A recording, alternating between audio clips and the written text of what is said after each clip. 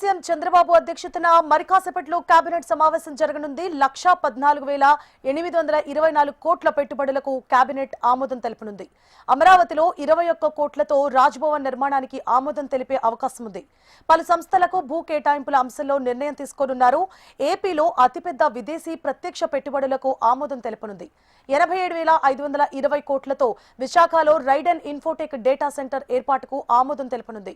ఇక అమరావతిలో 212 కోట్లతో నిర్మించనున్న గవర్నర్ నివాసం రాజ్భవన్ నిర్మాణానికి ఆమోదం తెలుపనుంది.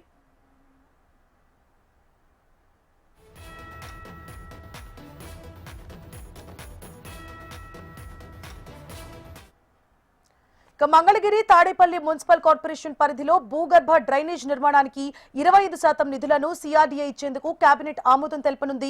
రాజధాని ప్రాంతంలో 4 కన్వెన్షన్ సెంటర్ల నిర్మాణానికి ఆమోదం లభించనుంది. ఇక రాజధాని నగర జోనింగ్ నిబంధనల్లో గ్రీన్ సర్టిఫైడ్ భవనాలు ఉండేలా అవసరమైన మార్పులు చేర్పులకు ఆమోదం తెలుపనుంది cabinet. Amaravati quantum computing centre నిర్మాణానికి కూడా ఎగ్జిక్యూటివ్ ఏజెన్సీగా సిఆర్డీఏ వ్యవహరించేలా కేబినెట్ లో ఆమోదం తెలిపే అవకాశాలున్నాయి.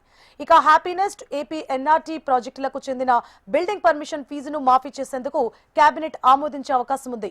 కొండవీడు వాగు సమీపంలో నీటి ప్రవాహాల కోసం 8,400 క్యూసెక్కుల సామర్థ్యంతో మరో పంపింగ్ స్టేషన్ నిర్మాణానికి ఆమోదం తెలుపనుంది కేబినెట్. ఉద్యోగుల డిఏకు సంబంధించి చర్చించే అవకాశం ఉంది. ఇక పలు సంస్థలకు భూ కేటాయింపులకు కేబినెట్ ఆమోదం తెలిపే అవకాశాలున్నట్లు తెలుస్తోంది.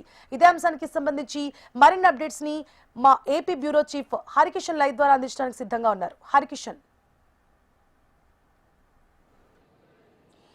Thank you Sivarna. కొద్దిసేపటి క్రితమే ముఖ్యమంత్రి చంద్రబాబు అధ్యక్షతన కేబినెట్ సమావేశం రాష్ట్ర సచివాలయంలో ప్రారంభమైంది.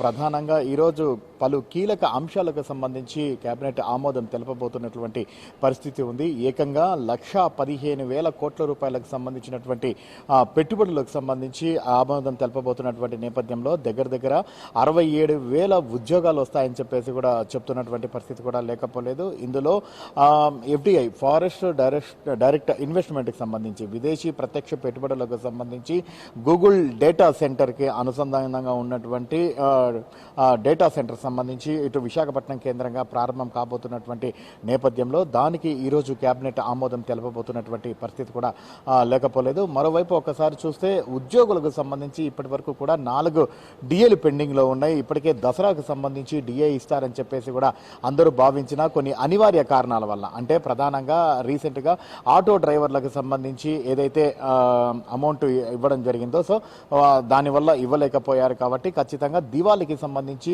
ఉద్యోగులకు సంబంధించి 1 డిఏ ఇచ్చేటటువంటి అవకాశం కూడా ఉందని చెప్పేసి కూడా ప్రచారం సాగుతున్నటువంటి నేపథ్యంలో ఈ రోజు ఇది చర్చకు వచ్చేటటువంటి అవకాశం కూడా ఉంది. మరోవైపు ఇప్పటికే వివిధ ఉపాధ్యాయ సంఘాలు కూడా ఆ బోధనేతరకు సంబంధించినటువంటి వ్యవహారాల నుంచి తమను పక్కకు తప్పించాలని, కేవలం బోధన పైన మాత్రమే దృష్టి సారించాలని చెప్పేసి కూడా డిమాండ్ చేస్తున్నటువంటి నేపథ్యంలో సో వాటికి సంబంధించి ఇప్పుడే ఐటీ మరియు విద్యాశాఖ మంత్రి నారా లోకేష్ కూడా పూర్తిగా ఉపాధ్యాయ సంఘాలతో కూడా చర్చించినటువంటి నేపథ్యంలో వాటికి సంబంధించి కూడా ఈరోజు కేబినెట్లో చర్చకు వచ్చేటటువంటి అవకాశం ఉంది. మొత్తానికి 30 అజెండా అంశాలతో కేబినెట్ అయితే ప్రారంభమైంది. వాటికి ఒక్కొక్కటిగా కూడా 1 by 1 కంప్లీట్గా కూడా మంత్రిమండలి చర్చించి అనుగుణంగా నిర్ణయాలు తీసుకునేటటువంటి ప్రయత్నం కూడా చేస్తారు. ఒకసారి మనం చూసుకుంటే ఇటు రాయలసీమకు సంబంధించి ఇన్నోవేషన్ ఏదైతే ఎలక్ట్రికల్కి సంబంధించి నూతనంగా ఏర్పాటు చేసినటువంటి పరిశ్రమలకు సంబంధించినటువంటి పూర్తి వివరాలను ఈరోజు కేబినెట్ ముందుకు తీసుకొని వచ్చి మరింతగా వాటిని ప్రోత్సహించేలా, వాటిని పెట్టుబడులు పెట్టేలా తీసుకొని వస్తున్నటువంటి పరిస్థితి కూడా లేకపోలేదు. అలాగే కార్మిక చట్టాలకు సంబంధించి వాటిని సవరించేలా ఈరోజు కేబినెట్లో కూడా చర్చ జరగబోతోంది.